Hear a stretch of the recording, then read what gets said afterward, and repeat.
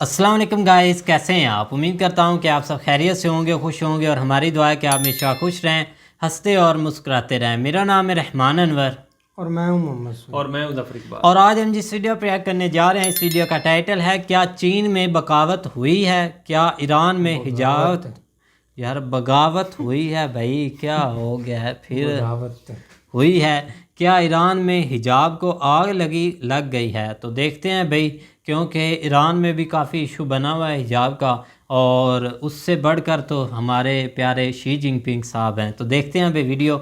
अगर वीडियो पसंद आए तो लाइक सब्सक्राइब ज़रूर कीजिएगा और कमेंट में अपनी राय का इज़हार ज़रूर कीजिएगा। तो चलो वीडियो करते हैं शुरू।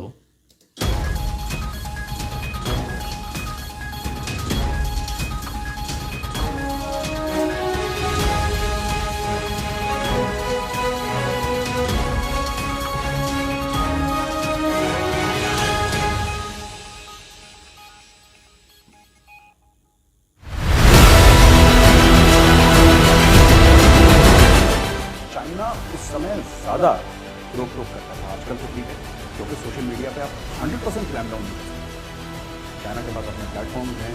अगर कोई लड़की किसी आदमी के साथ जा रही है तो पूछते हैं कि आपका रिश्ता क्या है। अगर उसका सगा भाई नहीं है, उसका बाप नहीं है, उसका पति नहीं है, क्योंकि अगर कर्नाटका में इस्लाम तो एक ही है, हजरत मोहम्मद तो एक ही है, कुरान तो एक ही है, अल्लाह तो एक ही है। सारे पाकिस्तानियों ने पैसे दिए, किसी ने 10 रुपए, किसी ने 100 रुपए, किसी ने 1000 रुपए, किसी ने लाख रुपए, अपनी अपनी। जय हिंद दोस्तों, मैं हूं मेजर गौरवारी और आप देख रहे हैं the Chanakya dialogues Hindi.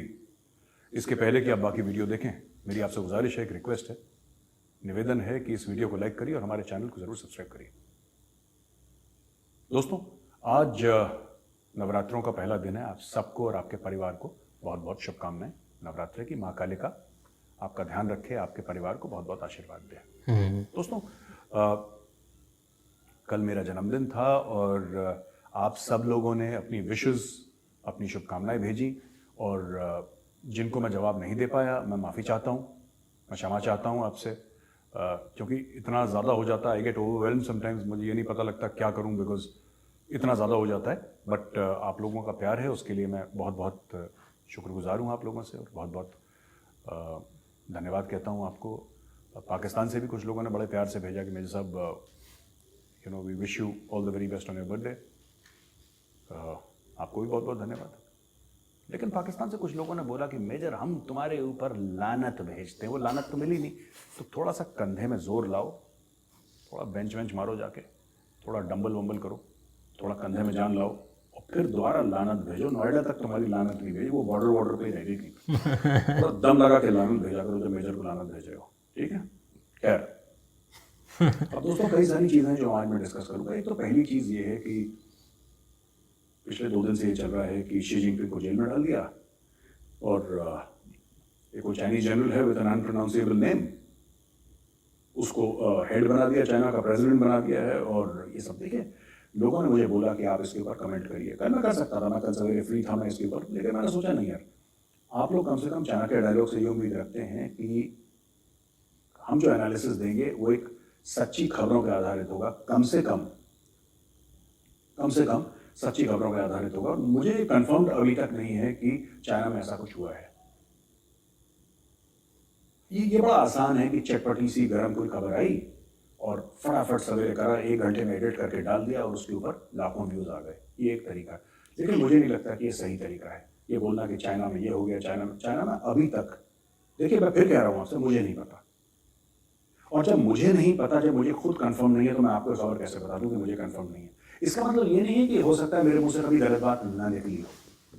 I am human being, इंसान हूँ, हो सकता है मुझसे गलती हो गई हो पहले, लेकिन मैं जानबूझ के आपको कोई उल्टी सीधी चीज़ सुना दूँ क्योंकि यू नो ज़्यादा लाइक्स मिले, मुझे नहीं लगता ये काम करना चाहिए। क्रेडिबिलिटी खराब होती है प्लेटफॉर्म की और मेरी खुद की भी।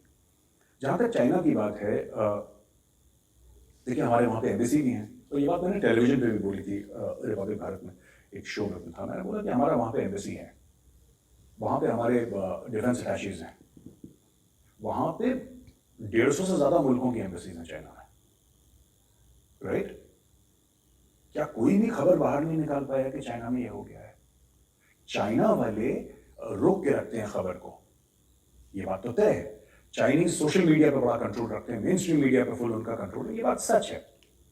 लेकिन कोई ये कह दे कि साहब कुछ पता ही नहीं, किसी को पता लगा, तो ये शी जिनपिंग कोई 10 रुपए का नोट थोड़ा है कि आपने चुपके से जेब में डाल दिया और बाजार चले गए शॉपिंग करने के लिए, जो भी 10 रुपए का मिलता है टॉफी। ऐसा नहीं हो सकता है। शी जिनपिंग एक देश का राष्ट्रपति है, अगर वो गायब हो जाता है या फिर पीपल्स लिबरेशन आर्मी के टैंक सड़क पे आ जाते हैं, तो कोई ना कोई देखेगा, कोई ना कोई फोटोग्राफ उसकी अपलोड करेगा चाइनीज सोशल मीडिया में। कोई ना कोई जिनको व्हाट्सएप अलाउड है वहां पे, एम्बेसीज वाले व्हाट्सएप इस्तेमाल करते हैं, यूनाइटेड नेशंस वाले वहां पे हैं, वो व्हाट्सएप इस्तेमाल करते हैं, किसी ना किसी तरीके से चीज बाहर आएगी।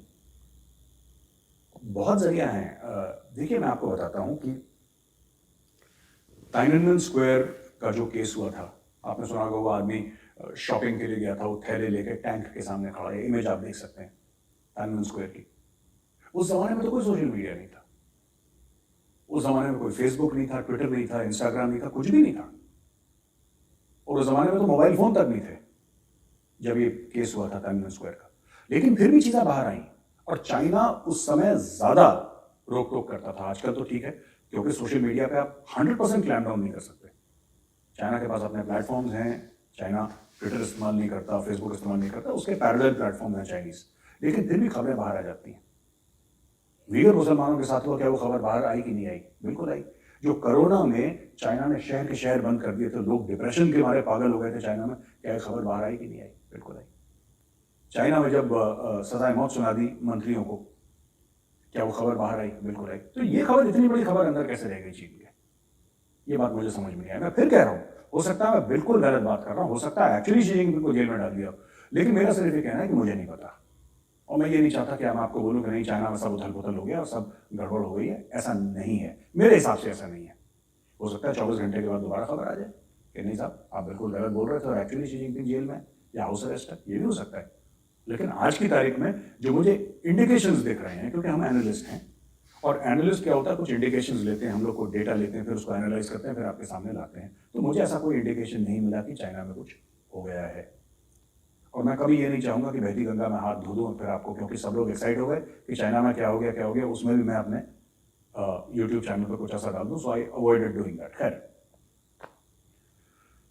अब 2-3 चीजें और हैं जो बड़ी परेशान करने वाली हैं, जो ईरान में हो रहा है खास तौर से। वो एक लड़की थी बेचारी 22-23 साल की, उसने हिजाब ठीक से नहीं पहना था। तो आपको केस पता ही है। वहां पे प्रोटेस्ट ज्यादा हो गए, वो लड़की को मार दिया ये मॉरल पुलिस ने जो वहां पे है। तो ये कुछ पुलिस वाले हैं जिनका यही काम है।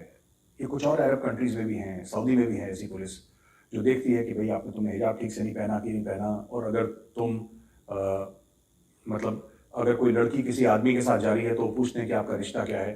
अगर उसका सगा भाई नहीं है, उसका बाप नहीं है, उसका पति नहीं है, तो फिर डंडे शंडे पड़ते हैं, उनको कोड़े पड़ते हैं, उसके लिए जेल है, जो भी है। सऊदी में तो अब थोड़ा सा कम कर दिया है, सऊदी में अब थोड़ा सा कम है इन सब चीज़ों को लेके ना, क्योंकि प्रिंस मोहम्मद बिन सलमान जब से आए हैं उन्होंने बोला है कि यार थोड़ा सा सांस वांस लेने दो लोगों को, इस पर घुट के मर जाएंगे सब। लेकिन ईरान में अभी भी जो खुमैनीज़ हैं और ये सब जो भी उनके आयतुल्ला जो भी हैं आजकल पावर में, वो लोग बिल्कुल ऐसे ग्रिप उन्होंने बना के रखी है। मैं चाहता हूँ कि आप एक छोटा सा वीडियो देखें, फिर मैं विश्लेषण करता हूँ उस चीज़ का।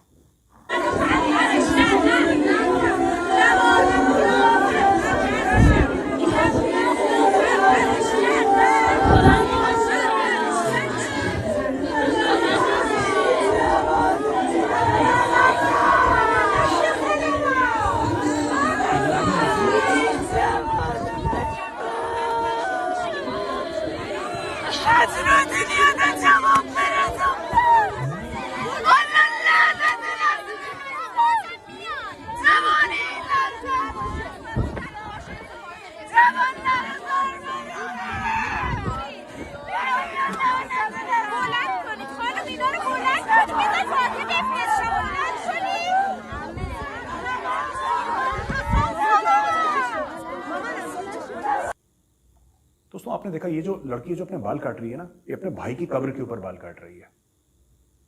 इसका भाई प्रोटेस्ट कर रहा था, विरोध कर रहा था, सड़क पे आया था, पीसफुल प्रोटेस्ट कर रहा था, इसको मार दिया इसके भाई को ना।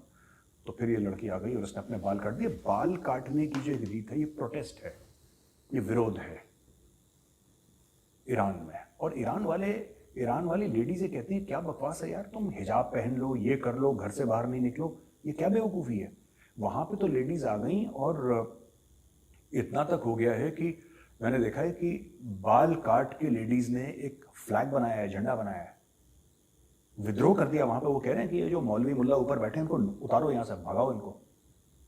वो ये भी कह रहे हैं। देखिए बात कहां से शुरू हुई थी, एक लड़की को मार दिया, एक लड़की को मार दिया जिसने हिजाब ठीक से नहीं पहना था या नहीं पहना था, जो भी केस है।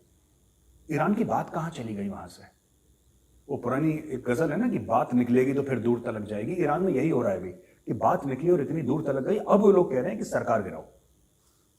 ईरान में सरकार गिराने वाली बात हो रही क्योंकि उस लड़की को मार दिया, लोग सड़क पे आ गए। तो जिंदा कौमें हैं, नहीं पसंद आया, सड़क पे आ गए लोग। बोल रहे हैं ये मौलवी हैं जो मुल्ले ऊपर बैठे हैं, इनको निकालो, जरा घसीट के नीचे लाओ।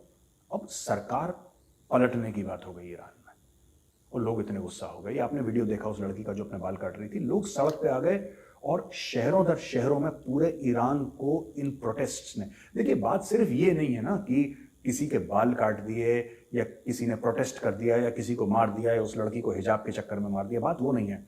बात ये है कि वहां का जो तंत्र है ईरान का, उसने इतनी अति कर दी है, इतनी अति कर दी है कि लोग परेशान हो गए। लोग ये भी कह रहे हैं कि साहब जो रिलीजन है उसका सरकार से क्या लेना देना है। ईरान एक जमाने में 1979 के पहले बड़ा खुशहाल किस्म का मुल्क हुआ करता था। और मैं अभी फ्लाइट में था, मैं बॉम्बे जा रहा था कुछ दिन पहले। मैं एक सज्जन मेरे साथ बैठे हुए थे, मिस्टर गुप्ता। वो मुझे बता रहे थे कि बहुत अच्छे लोग हैं ईरानी, आप घरों में जाइए तो बिल्कुल they are very nice, modern, liberal people, बड़े अच्छे लोग हैं ईरानी। पर जैसे ही घर के बाहर आते हैं वो पूरा काले चादर से ढक के मुंह और ये सब, बिल्कुल वो पुलिस पकड़ के अंदर कर देती है। तो अब लोगों ने बोल दिया यार बस हो गई यार, अब ख़त्म करो इस चीज़ को। तो लोग सड़क पे आ गए और ईरान में ये बिल्कुल जिसको कहते हैं कि लपट की तरह ये पूरे ईरान को इसने। अब ये कहानी कहाँ जाएगी नोबडी नोज। हो सकता है कि प्रोटेस्टर्स पे इतना जुल्म करें कि वो चीज़ ख़त्म हो जाए, हो सकता है कि ना हो, मुझे नहीं पता। लेकिन इतना मुझे पता है कि अगर ईरानियन अथॉरिटीज़ ने, जो उनके जो अयतुल्लाज हैं ऊपर जो बैठे ना, उनकी जो रिलीजियस लीडरशिप है जो एक्चुअली ईरान का मुल्क चलाती है, अगर उन लोगों ने नहीं बदला अपना रवैया तो ईरान में दोबारा आग लगेगी, दोबारा आग लगेगी और बहुत बुरा हाल होगा ईरान का। क्योंकि हिजाब के लिए किसी को मार देना, हिजाब पहनो, मुझे तो ये समझ ही नहीं आता। हिंदुस्तान में अलग चल रहा है, हिंदुस्तान में वो कर्नाटका में वो बोल रहे हैं कि हमें हिजाब पहनना है। ईरान जो कि एक अक्सरियत वहां पे मुसलमानों की है, जो मेजॉरिटी मुस्लिम है, वो कह रहा है हिजाब नहीं पहनना। अब मुझे यही समझ में नहीं आ रहा। यहाँ पे लोग कहते हैं कि जो इनके वकील हैं, जो हिजाब जो केस चल रहा है, वो कहते हैं कि नहीं, इस्लाम में हिजाब के लिए बोला है कि हाँ आपको पहनना है। या तो ये लोग झूठ बोल रहे हैं या ईरानियन झूठ बोल रहे हैं, मुझे नहीं पता। इनमें से कोई तो एक झूठ बोल रहा है। क्योंकि अगर कर्नाटका में इस्लाम तो एक ही है, हजरत मोहम्मद तो एक ही है, कुरान तो एक ही है, अल्लाह तो एक ही है, और हर जगह कानून मुसलमानों के लिए बराबर है। तो अगर कर्नाटका में या भारत में हिजाब फर्ज है तो ईरान में फर्ज क्यों नहीं है यार। सिंपल सी बात है। हिंदुइज्म जैसे हिंदू धर्म है तो वो तो अलग अलग, जैसे अलग अलग जगह अलग अलग देवी देवता हमारे होते हैं, तो साउथ में अलग हैं, ईस्ट में अलग है, नॉर्थ में अलग है। पर ठीक है, हम लोग कहते हैं कि वो माने जाते हैं कि ब्रह्मा विष्णु महेश इनके ही मतलब अवतार हैं, या they different forms of Lord Krishna और लॉर्ड शिवा और जो भी है, मतलब अपने अलग अलग हैं। लेकिन कुछ चीज़ें तो पक्की हैं ना, कुछ चीज़ें तो पक्की हैं। मतलब कि अब आप मंदिर के अंदर जाएंगे तो चप्पल जूते पहन के तो नहीं जाएंगे ना। वो मंदिर अमेरिका में हो, वो कहीं पर भी हो, कुछ चीज़ें तो आपको वो सेम चीज़ें हैं। उसी तरीके से और मज़हबों में भी होता है कि कुछ चीज़ें होती हैं जिससे हम इज्जत दिखाते हैं या इज्जत देते हैं अपने धर्म को या अपने मज़हब को। वही चीज़ मैं ये पूछना चाहता हूँ आज और मैंने एक दो जो मेरे मुस्लिम दोस्त थे, मैंने उनसे पूछा भी कि भाई ये चक्कर क्या है। वो लोग भी नहीं समझा पाए मुझे ठीक से, कन्विंसिंग रिप्लाई नहीं दे पाए। या तो ये कर्नाटका में जो हो रहा है पूरा, ये पूरा केस ही फ्रॉड है, ये पूरा केस पॉलिटिकल है, जो कि मैं कन्विंस्ड हूं कि ये फ्रॉड है। ये मामला, ये पूरा केस फ्रॉड है जो यहां पे हिजाब वाला चल रहा है। क्योंकि ईरान वाले, यार ईरान वाले तो वो तो पक्का मुस्लिम मुल्क है, कट्टर मुस्लिम मुल्क है। वहां पे शरिया लागू है, वहां पे तो पत्थर मार के लोगों को कोड़े पड़ते हैं, वहां पे पत्थर मारे जाते हैं लोगों को, और वहां पे हाथ वाथ काटना भी बड़ी नॉर्मल चीज है ईरान में। वो मुल्क, वो देश जहां पे 97-98% मेरे हिसाब से, if I am not mistaken, माफ कीजिएगा अगर मैं गलत बोल रहा हूं तो, परसेंटेज के हिसाब से मुझे नहीं पता, बट जहां तक मेरी नॉलेज है 95, 96, 97% वहां पे मुस्लिम है। वहां की औरतें अपने हिजाब को आग लगा रही हैं, वो अपने बाल काट रही, कह रही क्या बकवास है, हम नहीं मानते इस चीज को। वो कहते हैं इस्लाम में ऐसा कुछ नहीं लिखा। तो यहां पे पता नहीं कौन किसको चूरन खिला रहा है, I am not aware. Supreme court में केस गया हुआ, अब सुप्रीम कोर्ट डिसाइड करेगी क्या सच है क्या गलत है, आई डोंट नो। लेकिन ईरान एक जीता जाता एग्जाम्पल है जहां पे लोगों ने बोल दिया बस कि बॉस माफ करो, ये हिजाब ये हमारे बस का रोग नहीं है, इसमें लगाओ आग और आगे बढ़ो अपने काम से। दोस्तों, वापस आते हैं अपने प्यारे प्यारे पाकिस्तान पे। शहबाज शरीफ जो पाकिस्तान का प्रधानमंत्री है, उसका यह कहना है कि जो भी एड हमें दी जाएगी, वो फ्लड ब्लड बड़ा मामला खराब है वहां पे जो एड आएगी उसको हम ऑडिट करवाएंगे। देखिए बात यह है कि पाकिस्तान के बारे में लोग जानते हैं कि ये, मुझे कहना नहीं चाहिए बात, ये बात थोड़ी सी बदसूरत हो जाती है, क्योंकि यार जो आम पाकिस्तानी है उसकी तो कोई गलती नहीं है, लेकिन पाकिस्तान में करप्शन, देखिए आटे में नमक, नमक में आटा, चोरी हर मुल्क में होती है। पाकिस्तान पूरा डकैतों का गिरोह है। ये डॉन न्यूज की हेडलाइन है, इसमें ये क्या कह रहा है कि ऑडिट होगा थर्ड पार्टी ऑडिट, मतलब सरकार नहीं करेगी, मतलब कोई थर्ड पार्टी जो कि ना सरकार की होगी ना जो एड दे रहे हैं उनकी होगी, थर्ड पार्टी कोई न्यूट्रल पार्टी होगी जो कि ऑडिट करेगी कि भाई आपने अगर हमें इतने पैसे दिए तो इसका हमने क्या करा। मैं आपको एक छोटा सा किस्सा सुनाता हूं, ठीक है। एक पाकिस्तान का चीफ जस्टिस था जिसका नाम था साकिब निसार। ये देखिए फोटो भाई साहब की, साकिब निसार ने पाकिस्तानियों से बोला कि भाई डैम बनेगा। ये समझिए चीफ जस्टिस है ये भाई, इसने बोला डैम बनेगा। सारे पाकिस्तानियों ने पैसे दिए, किसी ने 10 रुपए, किसी ने 100 रुपए, किसी ने 1000 रुपए, किसी ने लाख रुपए, अपनी अपनी औकात, अपनी अपनी हैसियत के हिसाब से लोगों ने पैसे दिए। लाखों करोड़ों अरबों रुपए इकट्ठा हो गए, डॉलर नहीं रुपए इकट्ठा हो गए। जो पैसे इकट्ठा हो गए तो साकिब निसार साहब गायब हो गए, अमेरिका चले गए। राइट, ये वापस अब पाकिस्तान में हैं, पाकिस्तान में ही हैं इस वक्त, लेकिन अभी इंक्वायरी चल रही है। वो बोल रहे हैं साहब वो पैसे कहां गए डैम के जो इकट्ठा करे थे। उन्होंने बोल दिया इल्ले है ही नहीं, इल्ले क्या डैम, क्या कौन सा डैम, क्या साहब वो डैम जिसके लिए आपने पैसे इकट्ठा करे थे।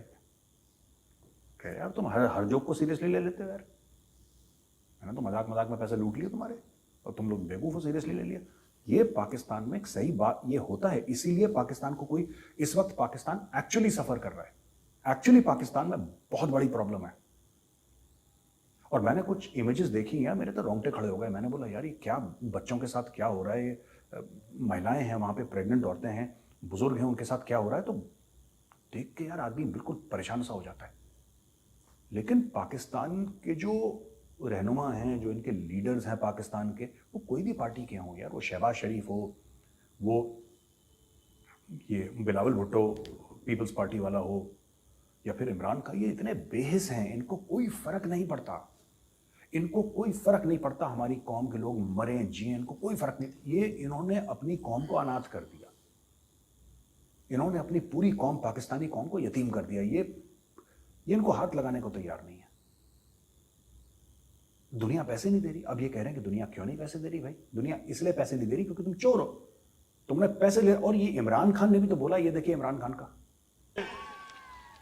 मैंने यहां आने से पहले पूरे ट्रक भिजवाए हैं सिंध के अंदर, क्योंकि वहां लोगों को मुश्किलात हैं, भूख है, उनके सर पे छत नहीं है, चारों तरफ पानी है, तो इंशाअल्लाह एक तो ये भिजवाएं, और इंशाअल्लाह मैंने पैसे इकट्ठे किए हैं 3 टेलीथॉन में, और आपको खुशी होगी कि 8 घंटे में पाकिस्तानियों ने 14 अरब रुपया, 1400 करोड़ रुपया दिया मुझे।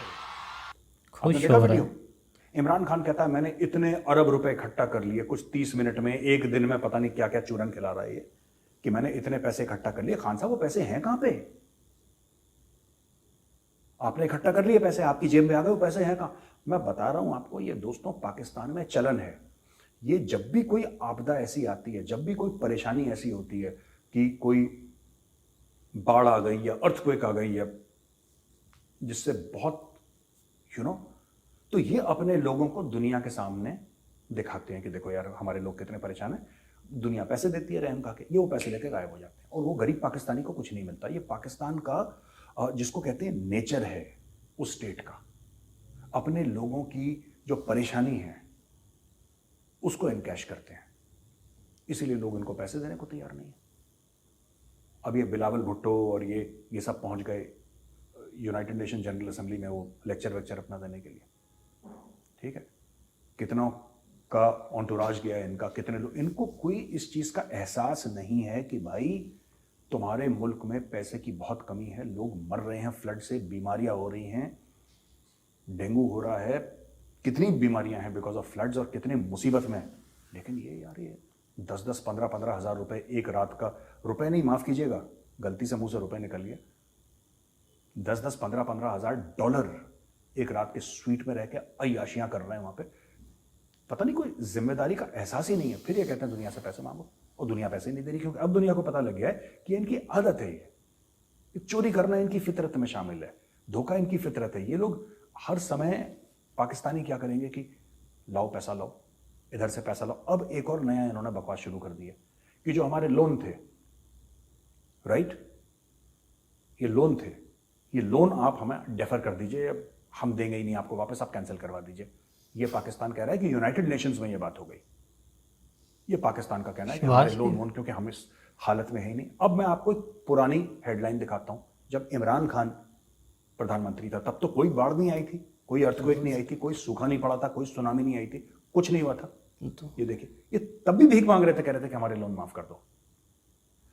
ये परपेचुअल डिफॉल्टर्स हैं, परपेचुअल डिफॉल्टर्स। ये देखिए ना, आज की तारीख में तो चलिए एक तरीके से आप कह सकते हैं कि सब कोई बात नहीं, 1/3 मुल्क पानी के नीचे है, अरबों अरबों डॉलर का, यानी खरबों रुपए का नुकसान हुआ है पाकिस्तान में। एक लेवल पे आप कह सकते हैं कि चलो एक मांग जायजा, लोग करें ना करें वो अलग बात है।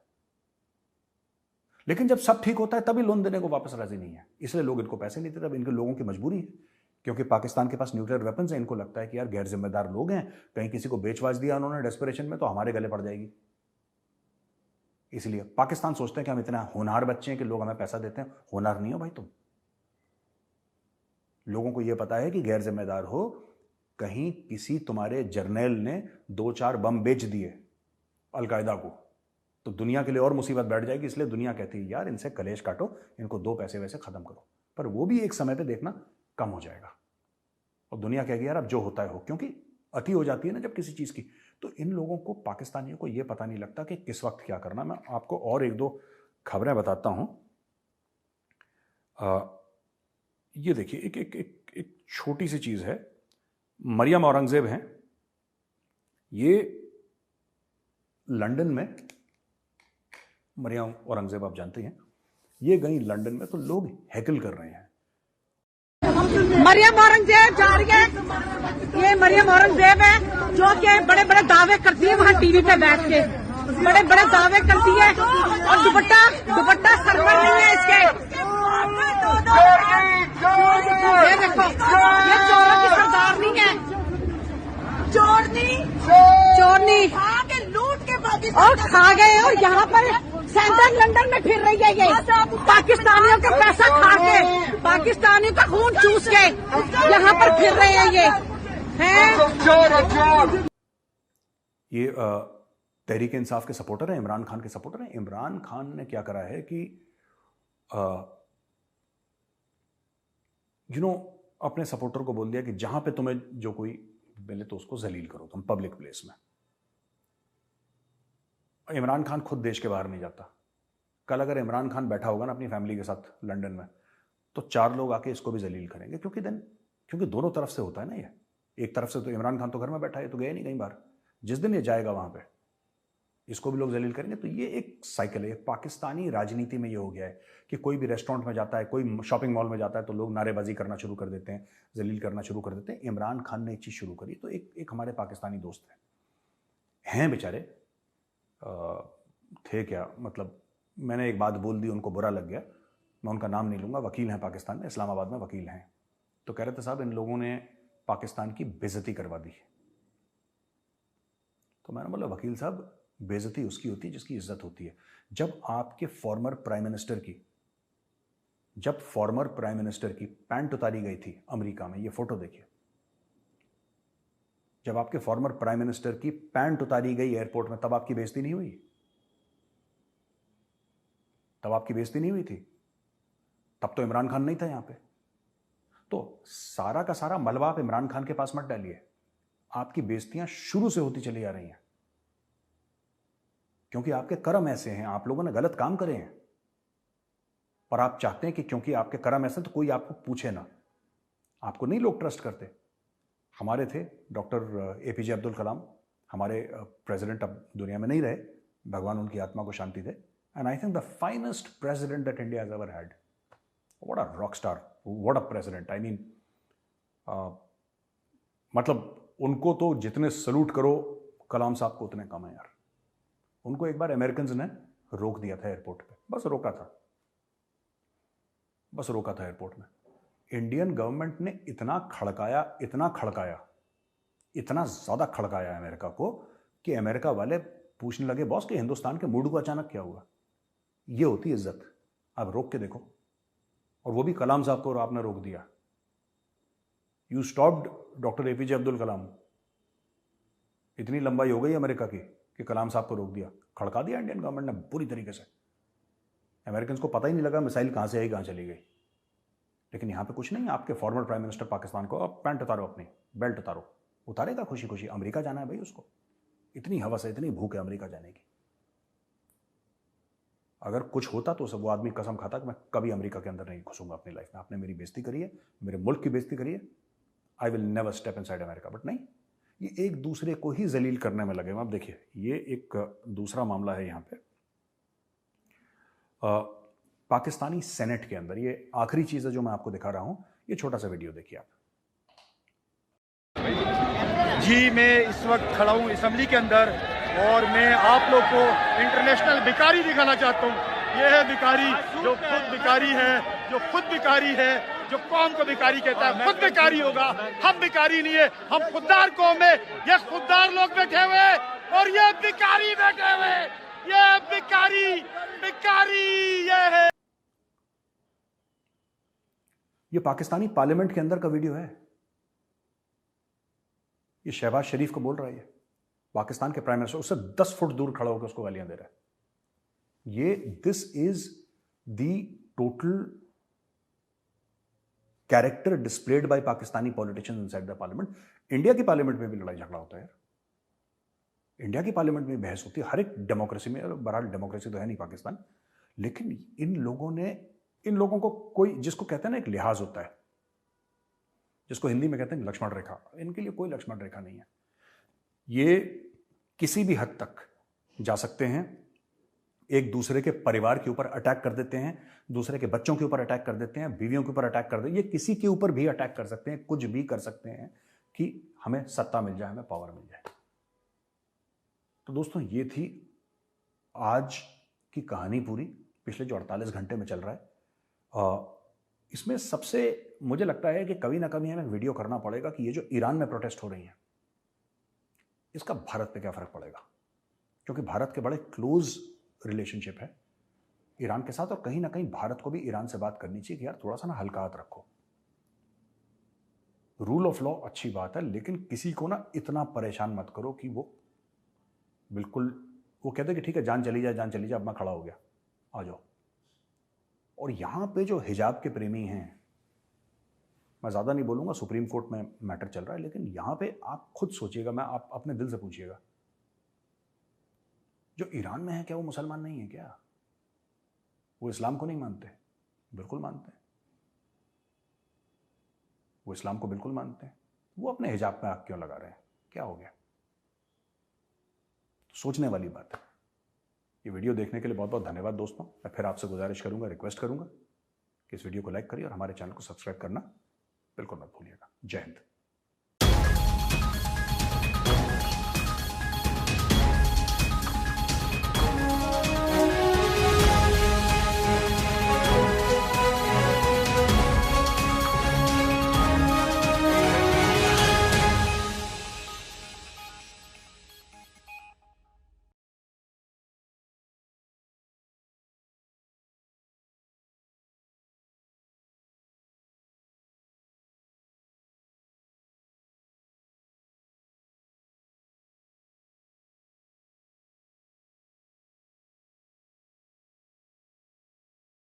हाँ जी गाइस, तो जैसा कि आप वीडियो देख रहे थे मेजर साहब की वीडियो, तो मेजर साहब बिल्कुल भाई अच्छे से एक्सप्लेन कर रहे थे। बिल्कुल सबसे पहले तो उन्होंने चाइना का बताया, क्योंकि भाई वहाँ पर हो सकता है कि 100% जो है ना वो भाई अपने मीडिया पर भाई काफ़ी उनको वो कंट्रोल करते हैं, लेकिन भाई इतना कोई भी नहीं कंट्रोल कर सकता। कुछ लीक हो जाता है, बेशक जो भी हो वो ख़ुद लोग कर देते हैं, क्योंकि एक वीडियो ही लीक हुई थी, वो भी तो हुई थी ना, उनके मीडिया से तो हुई थी। तो ये बस चीज़ें हैं कि वो बहुत कंट्रोल करते हैं, ये करते हैं, वो करते हैं, लेकिन नहीं, अगर ऐसा कुछ भी मामला होता है ना, इतनी सी ये बात नहीं, ये बहुत बड़ी बात है और ये बिल्कुल लोगों के सामने आ जानी थी। और अभी तक इसको हम नहीं बोल सकते कि ये सच है, हम खुद नहीं इस चीज़ को मान रहे जब तक कोई प्रूफ नहीं सही से आता। और मेजर साहब ने आकर भी बिल्कुल भाई वो क्लियर कर दिया कि अभी कुछ ऐसा हुआ नहीं, हो सकता है ये नहीं। नेशनल मीडिया ने भी इसको कम थोड़ा थोड़ा कवर किया है, मतलब कि एकदम से नहीं, लेकिन इंडिया में तो इसको काफ़ी कवर किया गया है। हर मीडिया पे, हर चैनल पर इसको काफ़ी एक कवर किया गया कि वो शी जिनपिंग जो एक भाई उसको एक हाउस अरेस्ट कर लिया गया। और हाँ तक कि एक और में जब वो इधर गए थे ना उज़्बेकिस्तान में, तो उन्होंने मतलब कि बोल रहे थे कि परेशान था, उसने कोई अटेंड नहीं चीज़ की, मतलब ना खाने की, ना किसी लीडर से इतना जो शुक्र हो इससे मिलने की, ऐसा उसने कुछ नहीं किया। तो ये भी एक पॉइंट है कि और परेशान लग रहे थे, और जब एयरपोर्ट पर गए तब भी उन्होंने उनको एक अरेस्ट कर लिया। ये एक ब्लेम है अब। लेकिन देखा जाए तो अगर हाउस अरेस्ट करते तो ये एक बहुत बड़ी बात थी भाई, मेरे एक हलचल मच जानी थी पूरी दुनिया में कि उसको हाउस अरेस्ट या ऐसा वगैरह कर लिया। लेकिन देखा जाए तो उन्होंने एक ठीक है, एयरपोर्ट पर उन्होंने कंट्रोल संभाला भी है, एक उनकी लिबरेशन आर्मी ने भी। तो अभी तक ऑफिशियली चाइना ने ऐसा कोई मतलब कि स्टेटमेंट नहीं दी कि हमने ऐसा किया है या ऐसा नहीं किया। वो भी ठीक बात।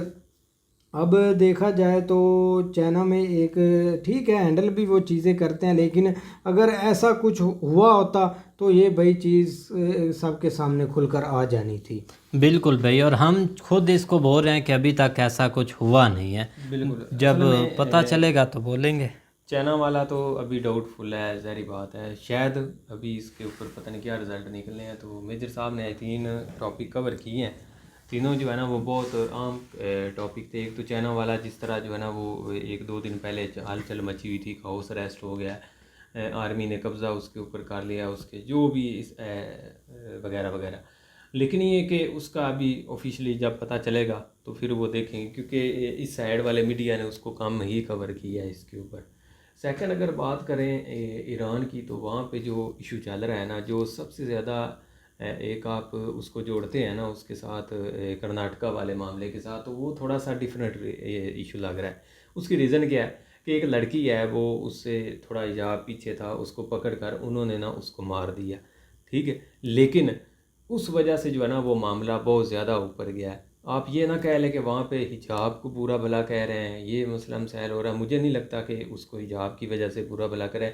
वो कह रहे हैं कि अगर आप इस हिजाब को वजह से आप लड़कियों को मारेंगे तो ये हम तो उतार देंगे, ठीक है ना। गुस्सा होता है ना वो एक चीज़ का।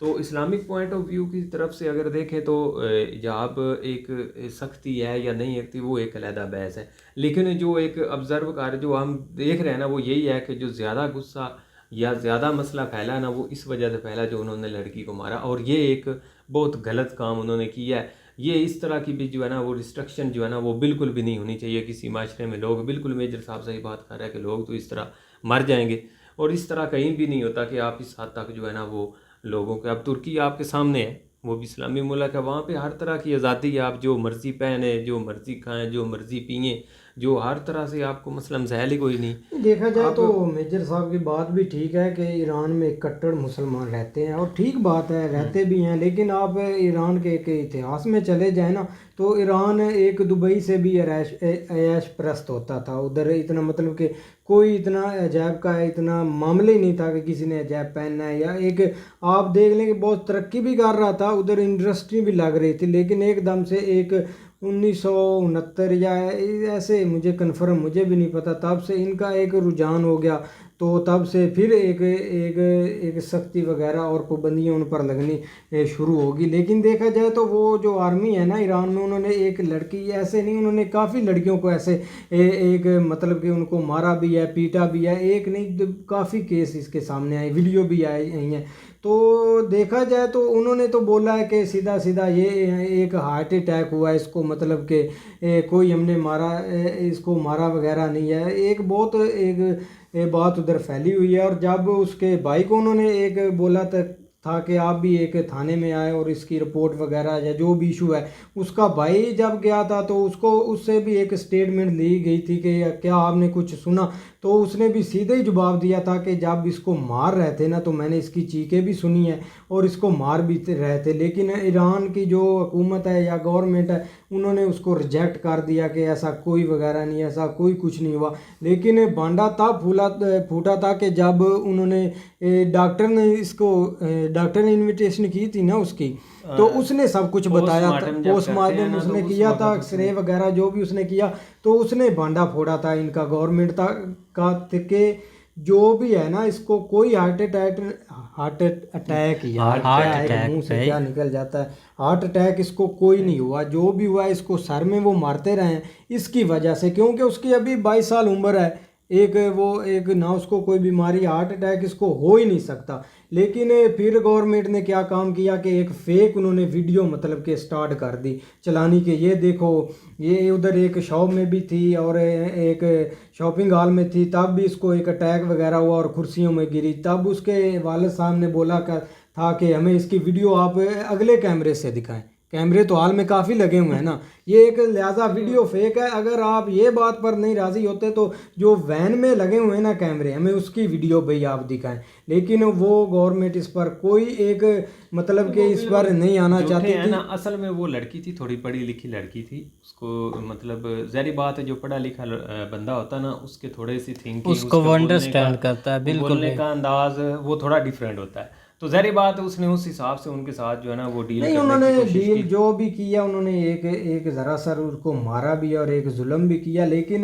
बांडा तो तब फूटा जब एनोनिमस एक हैकर है ईरान का, उसने सब कुछ डाटा ही लीक कर दिया था कि जो वैन में बातें हो रही थी जब वो पीट रहे थे उसको, लेकिन जब वो हैकर ने एक बात मतलब कि मंजर आम पर आ गई तो इंटरनेशनल मीडिया पर भी चली गई और अमेरिका ने भी इसका भाई उनको आप तहकीकात का बोल दिया, ह्यूमन राइट्स जो भी है उनकी एक ह्यूमन राइट्स, तो इंग्लैंड से भी उन्होंने भी बोल दिया कि आप इसकी तहकीकात करें, तो ये मामला अब बहुत ख़राब हो चुका है।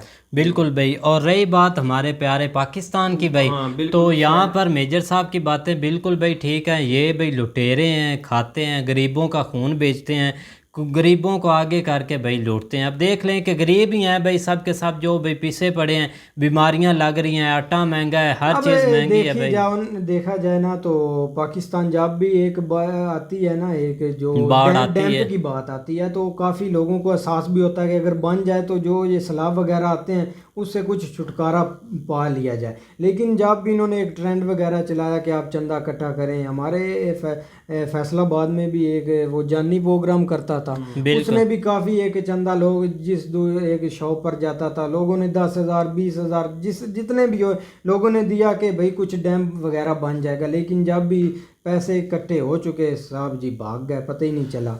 तो बिल्कुल इसमें मैं आपको बात बताता हूँ कि बिल्कुल मेजर साहब की इस चीज़ को नहीं, आप बात को इग्नोर कर सकते कि जिसमें वो कह रहे हैं कि यहाँ पे जो एलीट क्लास है उसको जो ये गरीब लोग पिस रहे हैं, मर रहे हैं, या उनके साथ इस तरह के मसले मसाइल हो रहे हैं जिनको रहने के लिए, जिनके पास छत नहीं है, खाने को प्रॉपर खुराक नहीं है, तो वो जिस तरह की वो तो उधर देखो दूसरे कंट्री में, यहाँ पे जो लोग जाते हैं वो बताते हैं कि वहाँ पे क्या सिनेरियो।